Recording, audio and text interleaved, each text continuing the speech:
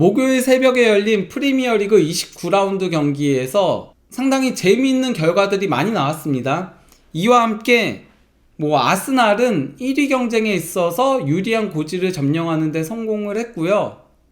경기가 없었던 토트넘은 강등 경쟁이 한층 더 치열해졌습니다.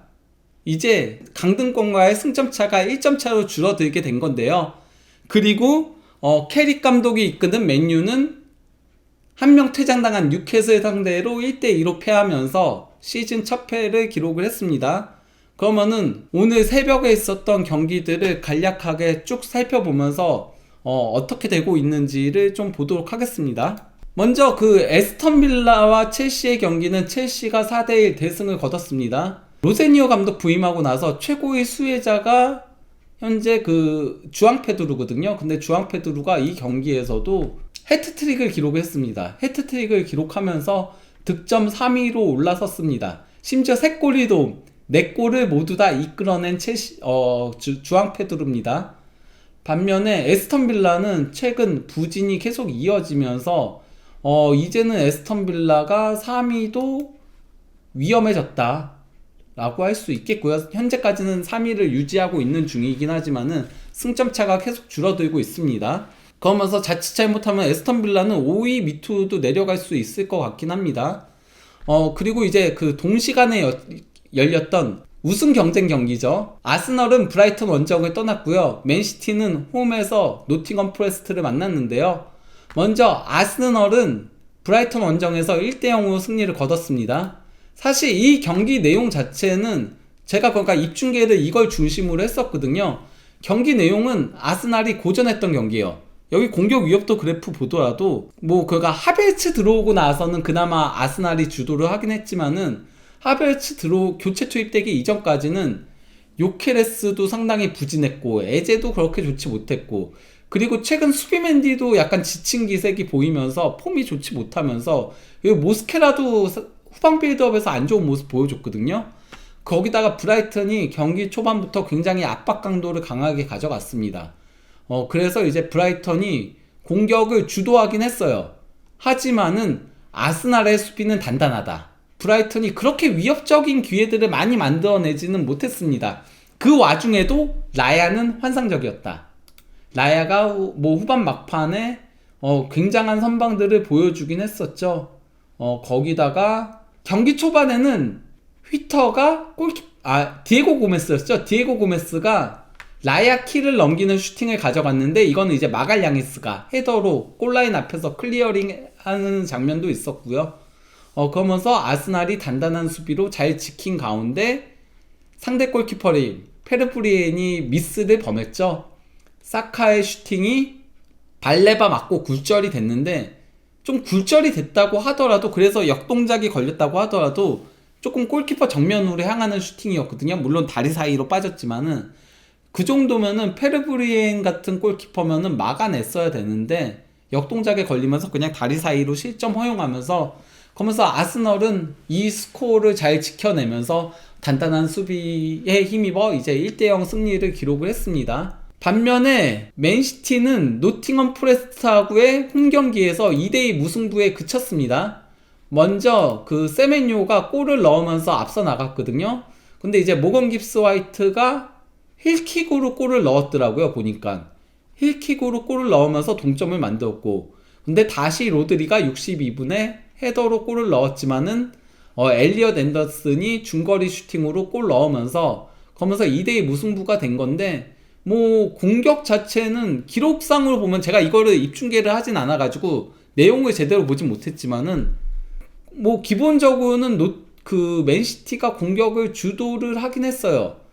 그런데 역습 과정에서 노팅엄도 괜찮은 장면들을 만들어냈고, 노팅엄이 2대2 무승부를 이끌어냈는데 마지막 순간에 무리오가 영웅이 됐죠.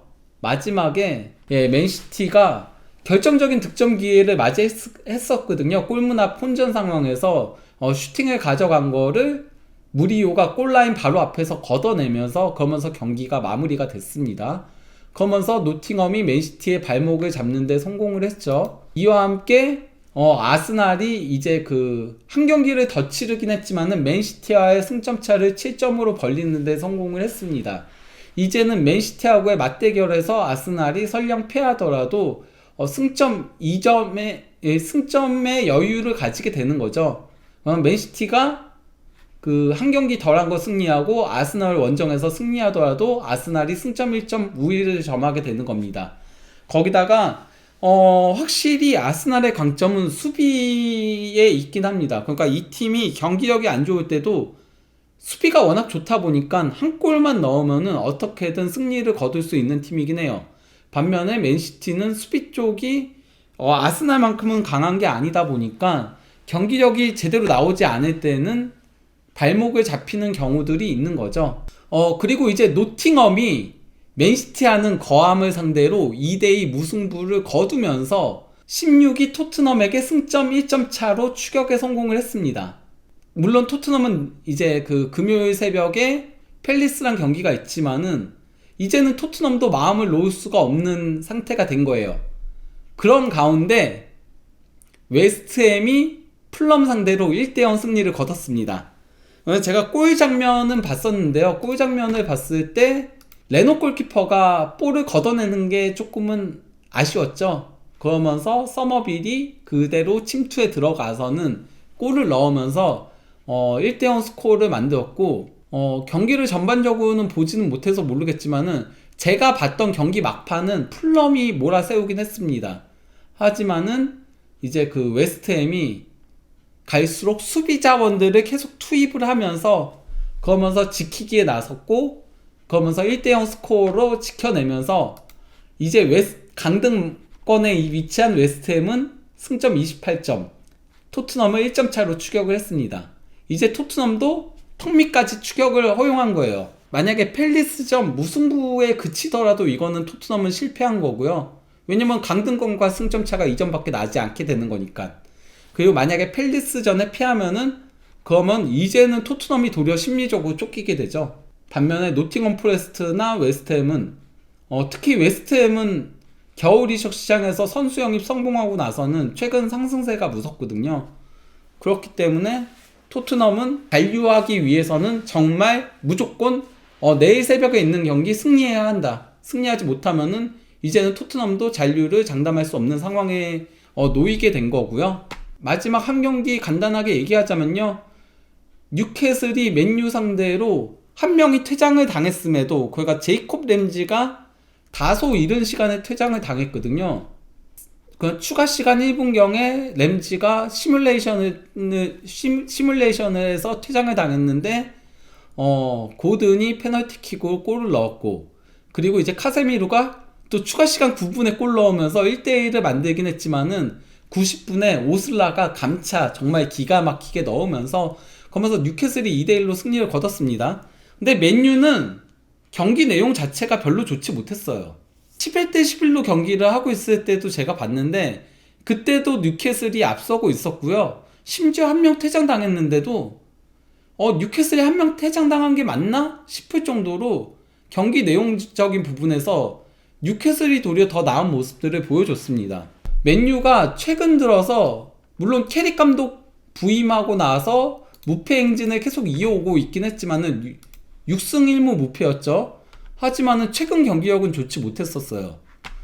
그냥 토트넘 전까지는 좋았거든요. 토트넘 전까지는 좋았는데 웨스트햄전 사실 지는 경기 이거 그 셰슈코 추가 시간 골로 1대1 무승부 기록을 셰슈코 교체 투입돼가지고 막판에 이제 1대1 무승부 기록했었고 에버튼전도 이것도 고전했었거든요. 근데 이거 추가 시간 골로 1대0으로 승리했었고 그리고 팰리스전도 팰리스가 퇴장 당하기 전까지는 팰리스가 1대0으로 앞서고 있었고 경기 내용도 맨유가 고전을 하고 있었습니다. 그런데 이제 쿠냐가 페널티킥을 얻어내면서 상대 퇴장을 이끌어냈고 그러면서 2대1 역전승을 거뒀거든요. 경기력이 점점 더 내려오고 있는 거는 좀 맨유 입장에서도 고민해야 될 부분이라고 할 수 있겠죠. 너무 부패에 의존하는 공격 패턴도 이제는 조금 읽히고 있는 것 같긴 하고요. 은베모랑 쿠냐랑 기복이 좀 심한 것도 문제예요. 이 경기는 은베모가 굉장히 안 좋았었는데 쿠냐도, 근데 문제는 이 두 선수를 빼기가 되게 힘든 게 부진하다가도 한 골씩 넣는 게 있거든요. 근데 저는 이제는 조금 아마드를 조금 더 중용할 필요성이 있지 않나. 밸런스를 잡기 위해서라도 은베모, 셰슈코, 쿠냐를 돌아가면서 쓰는 게 맞지 않나 싶긴 해요. 셰슈코는 지원이 없으면 약간 시체가 되는 선수긴 하고 본인이 무언가를 만들어낼 수는 없잖아요. 그러면은 이제 은베모랑 쿠냐가 그런 거를 할 수 있는 선수들인데, 드리블로. 근데 이 두 선수가 기복이 굉장히, 경기 내에서도 기복이 심해요. 쿠냐 같은 경우 지난 경기 때 페널티킥 얻어내기 이전까지는 가장 안 좋았던 선수였거든요. 그러다가 또 한 번 반짝하면서 페널티킥을 얻어내면서 상대 퇴장까지 이끌어내긴 했는데, 그러니까 조금 경기력의 일관성을 가져갈 필요성은 있기 때문에 아마드를 조금 더 중용을 해야 되지 않나 싶은 생각은 들긴 합니다.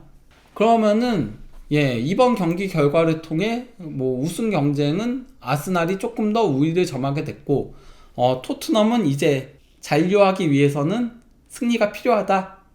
그래서 내일 새벽에 있을 토트넘과 팰리스의 경기가 매우 기대가 된다. 이 정도로 오늘 후토크를 마무리하도록 하겠습니다.